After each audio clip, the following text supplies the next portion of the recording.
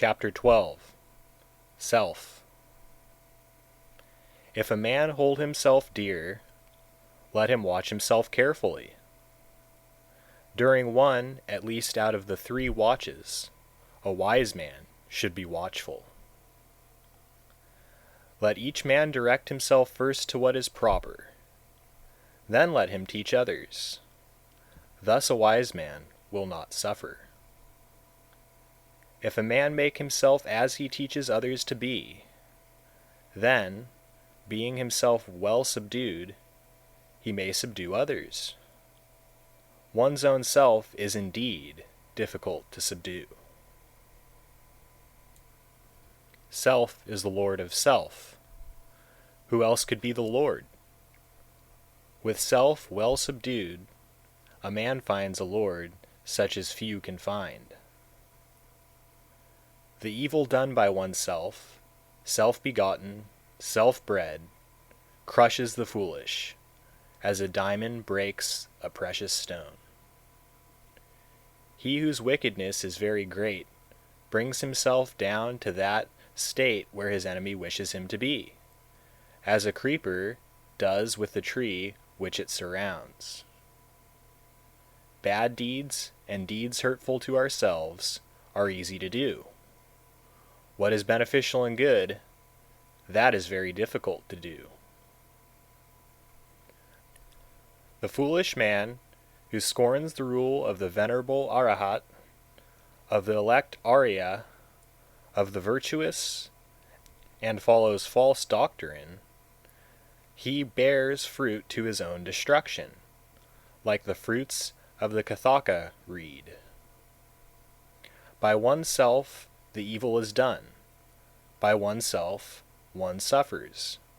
By oneself evil is left undone. By oneself one is purified. Purity and impurity belong to oneself. No one can purify another. Let no one forget his own duty for the sake of another's, however great. Let a man, after he has discerned his own duty, be always attentive to his duty. Chapter 13. The World. Do not follow the evil law. Do not live on in thoughtlessness. Do not follow false doctrine. Be not a friend of the world. Rouse thyself. Do not be idle. Follow the law of virtue. The virtuous rests in bliss in this world and in the next. Follow the law of virtue. Do not follow that of sin. The virtuous rests in bliss in this world and in the next. Look upon the world as a bubble. Look upon it as a mirage. The king of death does not see him who thus looks down upon the world. Come, look at this glittering world, like unto a royal chariot. The foolish are immersed in it, but the wise do not touch it. He who formerly was reckless and afterwards became sober brightens up this world, like the moon when freed from the clouds. He whose evil deeds are covered by good deeds brightens up this world, like the moon when freed from the clouds. This world is dark. Few only can see here.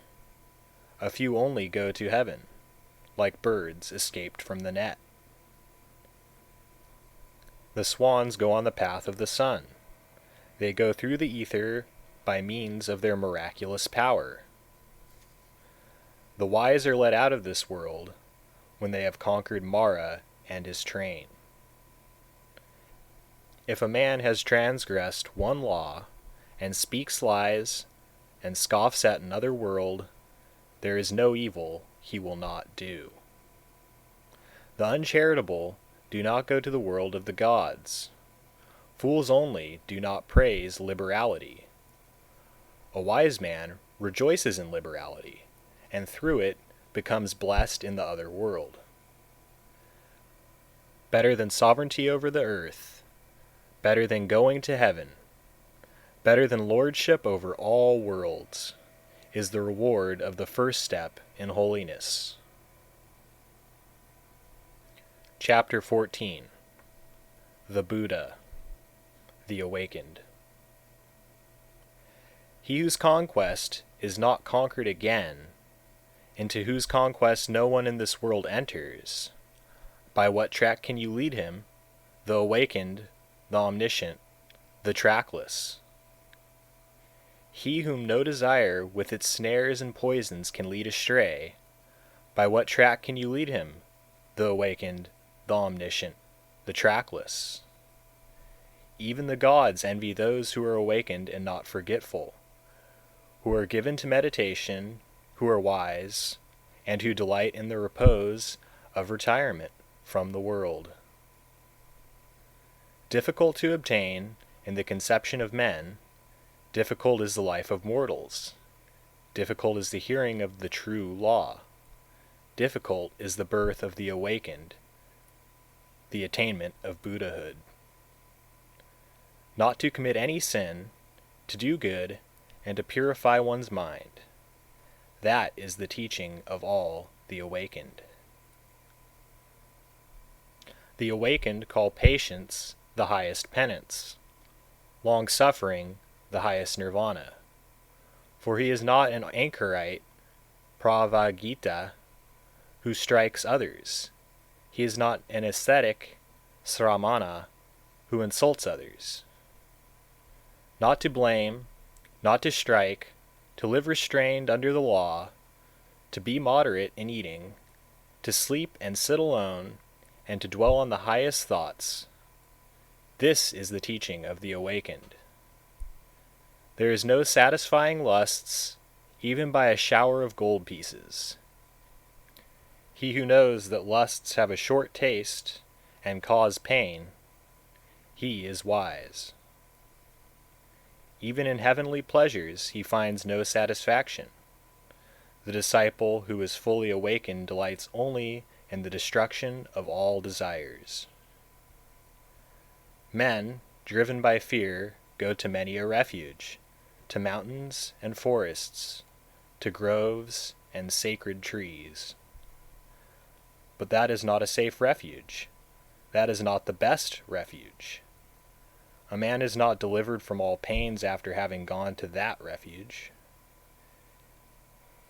He who takes refuge with Buddha, the law, and the church, he who with clear understanding sees the four holy truths, viz., pain, the origin of pain, the destruction of pain, and the eightfold holy way that leads to the quieting of pain. That is the safe refuge, that is the best refuge. Having gone to that refuge, a man is delivered from all pain.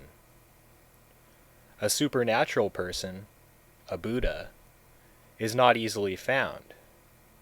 He is not born everywhere. Wherever such a sage is born, that race prospers. Happy is the arising of the awakened. Happy is the teaching of the true law. Happy is peace in the church. Happy is the devotion of those who are at peace. He who pays homage to those who deserve homage, whether the awakened Buddha or their disciples, those who have overcome the host of evils and crossed the flood of sorrow, he who pays homage to such as have found deliverance and know no fear, his merit can never be measured by anybody.